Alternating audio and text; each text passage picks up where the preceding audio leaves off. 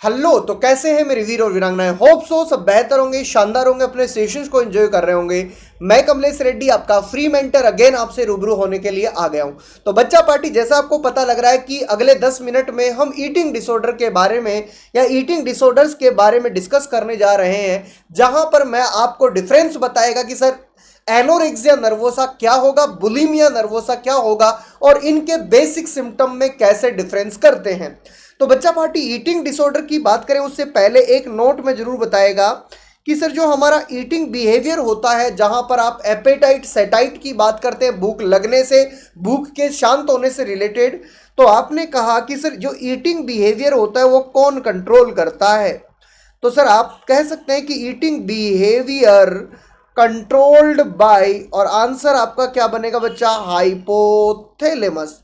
और हाइपोथैलेमस में भी आपने कह के चलना होता है कि सर आपका जो हाइपोथैलेमस का जो लेटरल पार्ट होता है वो आपका एपेटाइट को स्टिमुलेट करता है, और वेंट्रोमीडियल न्यूक्लियाई जो होता है वो एज ए सेटाइटी सेंटर काम करके चलता है। सर यहां पर जो मैं डिस्कस करने जा रहा है वहां पर एक एग्जाम्पल देगा और समझाएगा कि सर ईटिंग डिसऑर्डर जो होंगे उसकी डेफिनेशन क्या बनेगी। ऐसे मान के चलिएगा कि एक लड़की है, सुंदर सी है, और वो क्या कर गई है बच्चा? वो जा रही है कहीं शादी को अटेंड करने के लिए। मैक्सिमम लोगों ने उसकी तारीफें की, कुछ लोगों ने उस पर कमेंट भी कर दिए कि बच्चा थोड़ा सा वजन ज्यादा है, थोड़ा सा वेट इधर से ज्यादा निकला हुआ है, नहीं तो आप श्रद्धा कपूर लगो, आलिया भट्ट लगो, या फिर आप कह सकते हैं कि एमी वॉटसन, जो भी आपकी एक्ट्रेस फेवरेट रही है। लेकिन वहीं पर अब देखिएगा कि लड़कियों के लिए कमेंट कॉम्प्लीमेंट दोनों मैटर कर जाते हैं। अब यहां पर लड़की अपने आप को मिरर में आके देखती है और उसको लगता है कि मेरा बॉडी वेट और साइज एबनॉर्मल है, और वहीं से वो सोचती है कि कैसे भी करके मुझे मेरा वजन कम करना है। जैसे उसके दिमाग में आता है कैसे भी करके मुझे वजन कम करना है, उसी टाइम पर जन्म हो जाता है ईटिंग रिलेटेड डिसऑर्डर का। तो ईटिंग डिसऑर्डर में आपने क्या कहना है साहब कि eating disorders are characterised by, यहां पर क्या देखने को मिलेगा? पहला पॉइंट सर यहां पर होगा Altered perception of body weight and body shape. पहला क्वेश्चन तो यह है कि बॉडी वेट और शेप के लिए इसका परसेप्शन है वो डिस्टर्ब होगा, और उसके बाद में उसने क्या सोचना है बच्चा? ये बार बार सोचेगी मॉर्बिड प्रीऑक्यूपेशन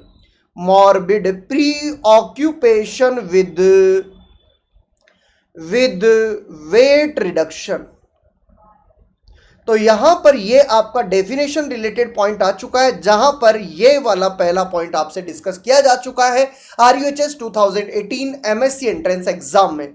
सर डेफिनेशन के बाद में मैं आपको जो कोर सिम्टम है वो बताने जा रहा हूं कि सर यहां पर जब पर्सन वेट कम करने की सोचेगा तो यहां पर पहला पैटर्न हो सकता है कि वो एनोरेक्सिया नर्वोसा की तरफ जाए, और या फिर आपने कहा कि सर दूसरा पैटर्न हो सकता है बुलिमिया नर्वोसा। तो अभी हम डिस्कस करने जा रहे हैं बच्चा कि what is the difference between anorexia nervosa and bulimia nervosa. यही आज का जो है मेन टारगेट कोर पैटर्न रहने वाला है। एनोरेक्सिया नर्वोसा में आप किस तरह से समझ सकते हैं? आप ऐसा देखिएगा कि एक पर्सन ने सोचा कि कैसे भी करके मुझे मेरा वजन कम करना है, और वजन कम करने के लिए आप क्या करते हैं? सर या तो मैं डाइट को कम करता है, डाइट को नहीं कम करेगा तो फिर ये सोचता है कि सर नॉर्मल सी डाइट ले लूं और उसके बाद में वॉमिटिंग पर्गिंग कर दूं। एक तरीका ये भी हो सकता है। सर कई बार ऐसा होता है वॉमिटिंग पर्गिंग के नाम से आप बुलिमिया चले जाएंगे, लेकिन आज आपका डिफरेंस क्लियर कर देगा। दूसरी तरफ आपने कहा बुलिमिया नर्वोसा।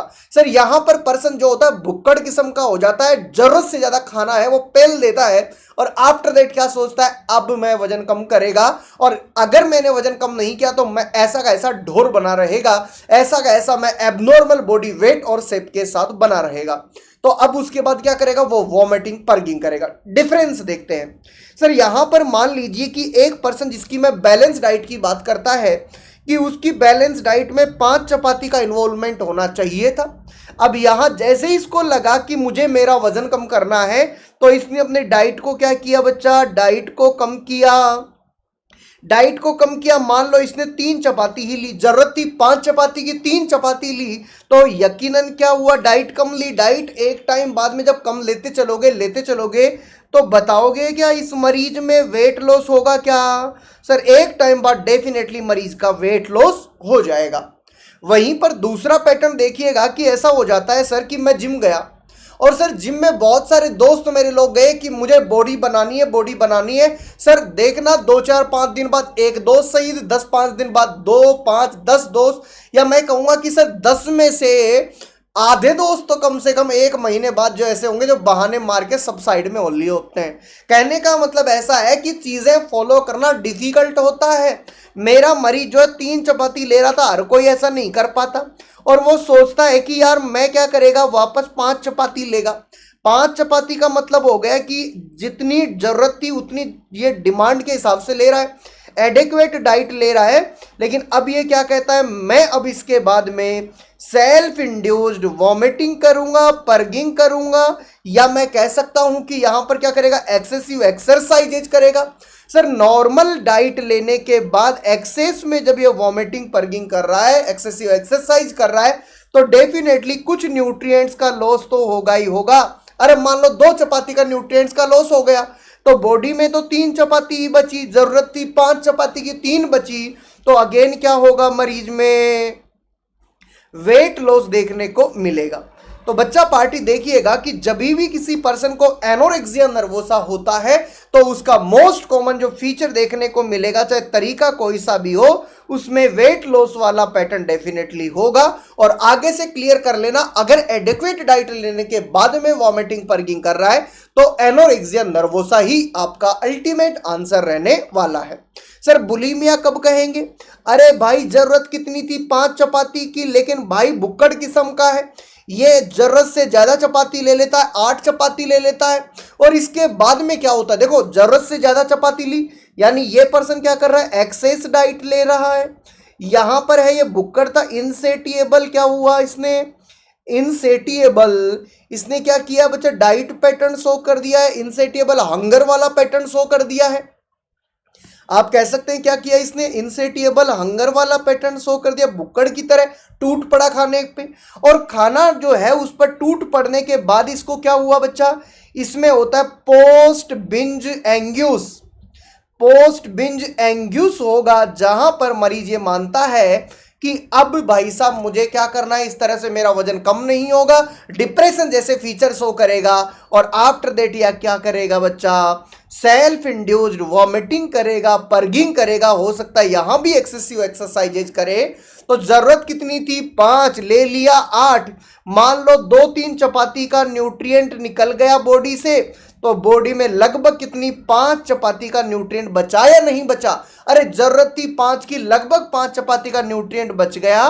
तो यूजुअली इसका क्या होता है बच्चा, यूजुअली बॉडी का जो वेट होगा वो क्या रहेगा बच्चा, इसमें मेंटेन्ड रहने वाला है। और अगर मान लो 2 चपाती का न्यूट्रिएंट बचा था, जरूरत थी 5 की, 6 भी अगर रह गई, तो सर पहला आंसर रहेगा बॉडी वेट जो है वो मेंटेन रहता है और इसमें एक्सेस होगा।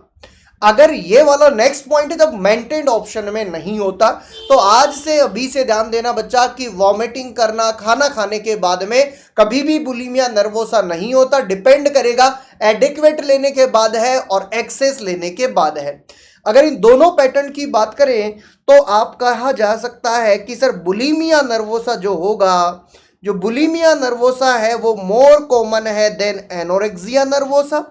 और ये दोनों की दोनों कंडीशन है वो फीमेल में ज्यादा कॉमन होती है बजाय के मेल में। एक कंडीशन आपने ये भी बोलनी है। तो बच्चा यहाँ पर एक छोटा सा डिस्कशन था जहां पर हमने एक बेसिक डिफरेंस की बात करी कि what is the difference between anorexia nervosa and bulimia nervosa. इसके अलावा एक पॉइंट और मैं बता के चल सकता है जिसको कहते हैं बच्चा बिंज ईटिंग डिसऑर्डर। और बिंज ईटिंग डिसऑर्डर में पर्सन खाता है और एक्सेस खाता है, कोई पर्ज नहीं होता।